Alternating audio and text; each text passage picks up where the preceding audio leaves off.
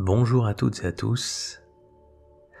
La relique sacrée dont je vais vous parler aujourd'hui se situe dans la basilique Notre-Dame de Coromoto à Guanare, au Venezuela. Elle a été donnée à un chef amérindien par la Vierge Marie elle-même. J'ai réalisé une vidéo sur le sujet qui raconte toute cette histoire et je vous invite à la regarder pour une meilleure compréhension. Les liens sont dans la description si nécessaire. Cette relique date de l'année de l'apparition mariale, c'est-à-dire 1652. Comme vous pouvez l'imaginer, elle a été touchée par de nombreuses mains, elle a beaucoup voyagé et a connu des conditions climatiques désastreuses pour sa conservation. Il est évident qu'au XVIIe siècle, il n'y avait quasiment aucune précaution lorsque la relique était manipulée. Mais jusqu'à présent, personne ne s'en souciait vraiment. La prise de conscience eut lieu lors du 350e anniversaire de l'apparition en 2002. En effet, la dégradation était telle que l'on ne pouvait plus distinguer qu'une tache noire. C'est là que l'idée de restauration va naître. Mais il faudra du temps et bien des discussions pour que cette idée se concrétise. Même si tout le monde est convaincu de la nécessité de rénover l'image, il est important de ne pas agir de manière inconsidérée.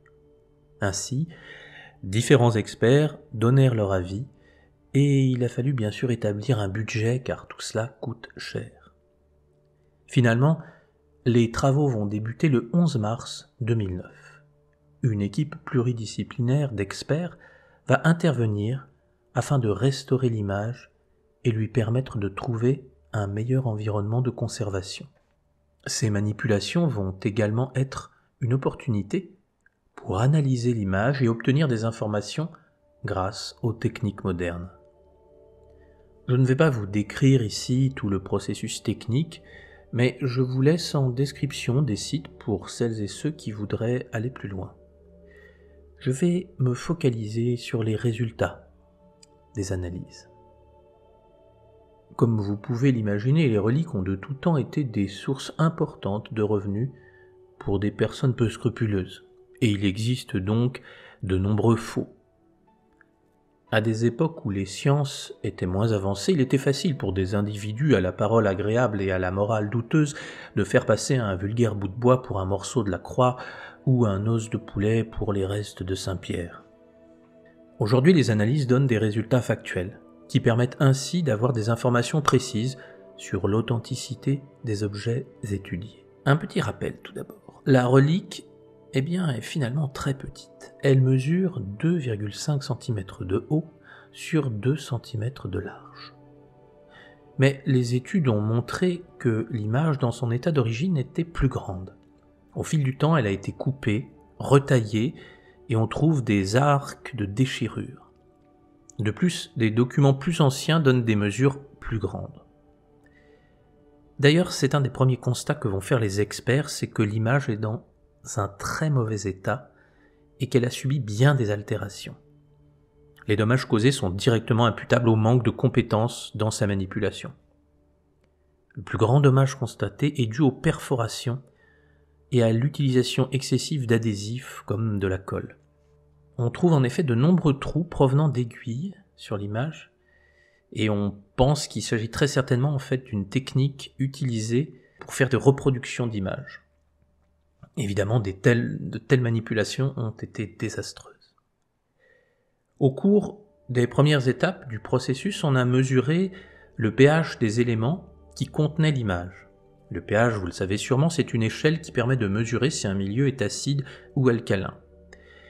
Eh bien, les éléments en contact direct avec l'image étaient d'un pH de 5, donc plutôt acide. Et il n'est pas vraiment possible qu'un tissu ou un papier se conserve aussi longtemps dans un tel environnement. L'encre qui compose le dessin est vraisemblablement de l'encre de Chine. Et là, fait très étonnant, on ne constate pas de marque de dessin ou d'écriture sur l'image. L'encre est ferme, nette et présente des reliefs doux. Et de plus, elle ne semble pas avoir été absorbée par le support. C'est quelque chose que l'on ne trouve jamais dans un dessin ou un texte réalisé à l'encre de Chine.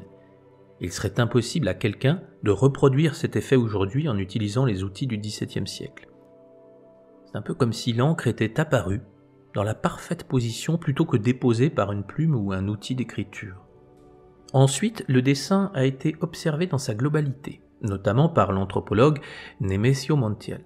Il constate que ce que tout le monde considérait comme étant le trône de la Vierge est en fait un tissage de roseaux dans lequel celui-ci décèle des symboles d'origine indigène. Il est probable que la Vierge ne soit pas représentée sur un trône, mais bien devant l'entrée de la cabane où elle est apparue à Koromoto. Cette image serait finalement comme une photographie prise au moment de son apparition. Nemesio Montiel indique aussi que sa couronne est typique des couronnes utilisées par les indigènes. Aucune des images, qu'il s'agisse de peintures ou de statues de la Vierge de Koromoto, n'exprime fidèlement ce que l'on trouve réellement dans la relique. Il s'agit d'interprétations, mais qui ne reflètent pas du tout ce qu'elle représente. L'image a ensuite été observée au microscope, et là, un fait encore plus incroyable va être découvert. Comme je vous l'ai dit en début de vidéo, la relique est très petite, 2,5 cm de haut sur 2 cm. Si vous voulez vous faire une propre idée, tracez un rectangle de cette taille, et vous verrez que c'est minuscule pour réaliser un dessin. Les observateurs ont donc utilisé un microscope pour zoomer, notamment sur les yeux. Les yeux mesurent moins d'1 millimètre. À l'œil nu, on ne distingue que de tout petits points. Mais avec le microscope, on peut clairement observer un globe oculaire, un canal lacrymal, une iris et un petit point de lumière où a été observée une figure humaine avec des traits particuliers. Rendez-vous compte, tout cela dans un simple point de quelques microns. Les scientifiques auraient souhaité placer plus de temps pour approfondir ces observations, mais malheureusement ils ne purent pas prolonger leurs recherches car le temps d'utilisation du microscope était compté. Autre petit détail, les restaurateurs ont mentionné le fait curieux qu'il était estimé que le blanchiment de l'image prendrait 4 jours, mais il a été fait en 18 minutes. La conclusion de toutes ces observations est bien simple. Les experts ne purent déterminer comment cette image a été réalisée en l'état actuel de leurs connaissances. Aucune technique connue ne permet la création d'une telle image. Je laisserai le mot de la fin à Monseigneur José Sotero Valero Ruz, qui est l'évêque de Guanare, qui a dit ceci. Aujourd'hui, avec les données dont nous disposons, nous pouvons dire avec une grande joie que la sainte relique de Notre-Dame de Koromoto est authentique. C'est un cadeau du ciel préparé par la Sainte Vierge pour le peuple. Rendez-vous bien compte que cette sainte relique est un objet incroyable.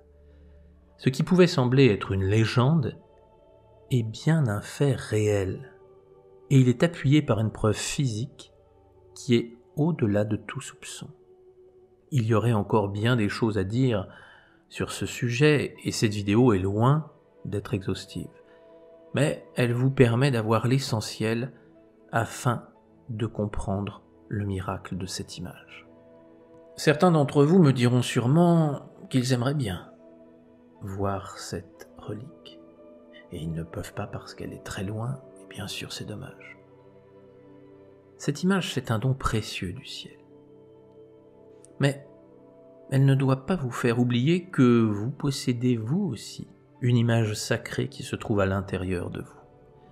Cette image, c'est un don de Dieu, et sans elle, vous n'existeriez pas. C'est la vie. Et tout comme l'image de la Vierge de Koromoto a été malmenée, salie, abîmée, eh bien souvent nous faisons de même envers notre image intérieure. Au lieu de prendre soin de notre vie comme un don sacré de Dieu, nous la malmenons, nous la gaspillons, nous la salissons. Mais que ce constat ne fasse pas naître en nous quelques désirs de culpabilité visant à nous paralyser. Au contraire, prenons conscience qu'en effet, si notre image sacrée est sale et abîmée, alors c'est qu'il est grand temps de la restaurer. Comme pour la relique de Notre-Dame de Koromoto, mettons-nous au travail pour lui redonner toute sa splendeur. Cessons de toujours nous plaindre que tout va mal et prenons conscience qu'à l'intérieur de nous se trouve la plus merveilleuse des images saintes, et qu'il est de notre devoir de la faire resplendir de 1000 éclats.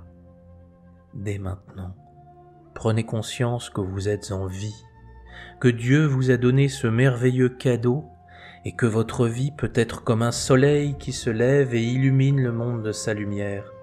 Vous qui êtes ici à regarder cette vidéo, vous êtes bien plus que ce que vous ne pouvez imaginer. Cessez de tracer des limites que vous choisissez de ne pas franchir. Au contraire, ouvrez-vous à l'infini amour que Dieu vous porte. Vous verrez alors que vos tracas ne sont que quelques fausses notes dans une mélodie merveilleuse que dès à présent vous allez jouer et qui enchantera tous ceux qui l'écouteront.